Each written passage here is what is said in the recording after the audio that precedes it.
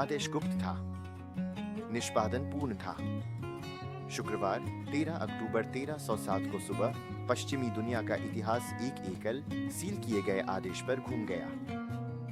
France के राजा Philip चौथे, जिन्हें उनके रूप के लिए द फेयर और उनकी क्रूरता के लिए द आयरन किंग के नाम से जाना जाता है, ने अपने पूरे साम्राज्य में एक समन्वित हमले की शुरुआत की।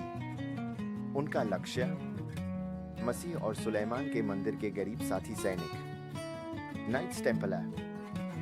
घंटों में ईसाई धर्म में सबसे शक्तिशाली सैन्य और वित्तीय संस्था को नष्ट कर दिया गया। फिलिप का उद्देश्य स्पष्ट रूप से धार्मिक था, धर्मत्यागियों को समाप्त करना। लेकिन ऐतिहासिक रिकॉर्ड एक अधिक व्यावहारिक उद्देश्य का सुझाव देता है। राजा दिवालिया था। वह टेम्पलरों का एक भाग्य का कर्जदार था जो एक आधुनिक राष्ट्र को दिवालिया कर सकता था। वह केवल उनके सिर नहीं चाहता था, वह उनके खजाने चाहता था। लेकिन जब राजा के सेनाशालों ने पेरिस मंदिर के महान टॉवर में प्रवेश किया, मध्य युग का फोर्ट नॉक्स, तो इतिहास एक चौंकाने वाले विरोधाभास को दर्ज करता है। खजाना गायब था।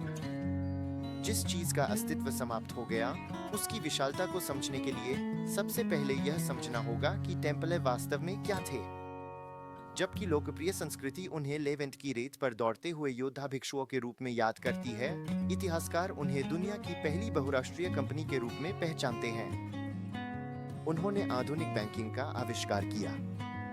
एक तीर्थयात्री लंदन के टेम्पल चर्च में सोना जमा कर सकता था, एक कोडित पत्र क्रेडिट प्राप्त कर सकता था और यरूशलेम में समान राशि निकाल सकता था। उन्होंने राजाओं और पोपों के खजाने का प्रबंधन किया। उनके पास जहाजों का एक बेड़ा, अंगूर के बाग, खेत और हजारों किलो का स्वामित्व था। हालांकि हमें एक महत्वपूर्ण भेद करना चाहिए जो अक्सर शौकिया सिद्धांतकारों से छूट जाता है। हमें भूमि संपत्ति और तरल संपत्तियों के बीच अंतर करना चाहिए। जब गिरफ्तारियां हुईं, तो फिलिप द फेयर ने सफलतापूर्वक टेम्पलर्स की अचल संपत्ति, उनके महल, उनके चर्च और उनकी कृषि भूमि को अपने कब्जे में ले लिया। ये अचल थे, लेकिन तरल संपत्ति, सोने के भंडार, चांदी की प्लेट और महत्वपूर्ण रूप से उन बैंकिंग खाता पुस्तिकाएं जिनमें यूरोप की कुलीनता के कर्ज थे, पोर्टेबल थी। और यही पोर्टेबल धन था जिसकी फिलिप को अपने कर्ज चुकाने के लिए डेस्परेटली आवश्यकता थी। तो यह कहा गया।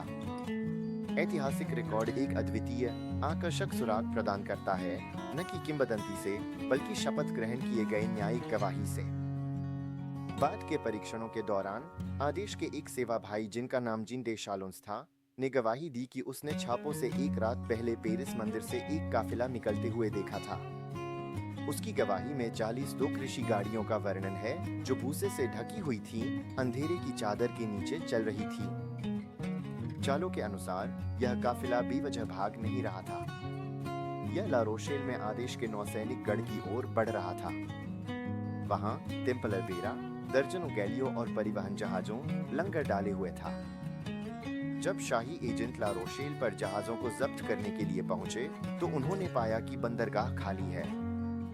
बेड़ा निकल चुका था और इसके साथ शायद वे वित्तीय रिकॉर्ड जो यूरोप के आधे राजाओं को ब्लैकमेल कर सकते थे। यह आखिरी बिंदु है जहां इतिहास हमें ठोस आधार प्रदान करता है। ला रोशेल के बंदरगाह के पार हम अनुमान के क्षेत्र में प्रवेश करते हैं। यदि बेड़ा खजाने के साथ भाग गया, तो वह कहां उतर सकता था? 1307 में पूरा कैथोलिक विश्व दुश्मन की भूमि था, पापी आदेश से नाइट्स को गिरफ्तार करने के लिए बाध्य था। एक प्रचलित सिद्धांत स्कॉटलैंड की ओर इशारा करता है। किंग रॉबर्ट द ब्रूस उस समय निष्कासित थे और इंग्लैंड के खिलाफ स्वतंत्रता के लिए लड़ रहे थे। उनके पास पोप की आज्ञा मानने का कोई कारण नहीं था और भारी जेब वाले युद्ध कुशल योद्धाओं का स्वागत करने के सभी कारण थे। जबकि टेम्पलर निश्चित रूप से बैनोकबर्न में लड़े, स्कॉटिश अर्थव्यवस्था में बड़े पैमाने पर सोने के निवेश का सबूत अभी भी इल्यूसिव है। एक अधिक ऐतिहासिक रूप से सटीक गंतव्य पुर्तगाल है। पुर्तगाल के राजा डेनिस ने योद्धाओं का उत्पीड़न करने से इनकार कर दिया। इसके बजाय उन्होंने बस उनका नाम बदल दिया। नाइट्स टेम्पलर क्राइस्ट का आदेश बन गया। यह अत्यधिक संभावित है कि टेम्पलर की अधिकांश संपत्ति इस नए पुर्तगाली आदेश में समाहित हो गई, जिसने अंततः खोज के युग को वित्त पोषित किया। ऐतिहासिक विडंबना के एक मोड़ में वह सोना जिसे फिलिप चुराने की कोशिश कर रहा था, शायद अंततः वास्को द गामा की यात्राओं को वित्त पोषित किया। लेकिन सोना और चांदी अक्सर मानव कल्पना को संतुष्ट करने के लिए पर्याप्त नहीं होते।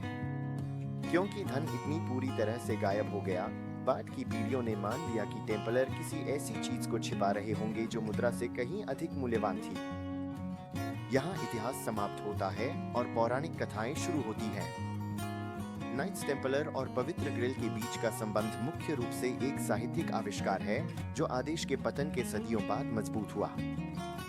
12वीं या 13वीं सदी से कोई समकालीन साक्ष्य नहीं है कि टेम्पलर ने कभी मसीह के प्याले का दावा किया हो।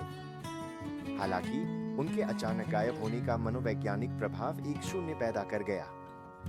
जनता विश्वास नहीं कर सकी कि ऐसा एक विशालकाय इतनी आसानी से गिर सकता है। उन्हें एक अलौकिक व्याख्या की आवश्यकता थी। खोया हुआ खजाना बैंकिंग खाता पुस्तकों से आध्यात्मिक कलाकृतियों में रूपांतरित हो गया। 7 शताब्दियों बाद तहखाने खाली बने हुए हैं। ला रोशेल का बेड़ा कभी वापस नहीं आया। क्या एक काफिला गाड़ियों ने पूर्व का धन पेरिस से बाहर निकाला? जीन डे शालोन्स का गवाही यह सुझाव देती है कि उन्होंने ऐसा किया, लेकिन शायद असली खजाना कभी सोना नहीं था। यह ज्ञान, बैंकिंग नेटवर्क और एक संगठन की अदम्य साहस था जो कभी राजाओं का मुकाबला करता था। राजा फिलिप ने पुरुषों को नष्ट कर दिया, लेकिन वह कभी भी धन को नहीं पा सके। और इस प्रकार रहस्य बना रहता है जो नाइट्स द्वारा नहीं बल्कि इतिहास की चुप्पी द्वारा सुरक्षित है।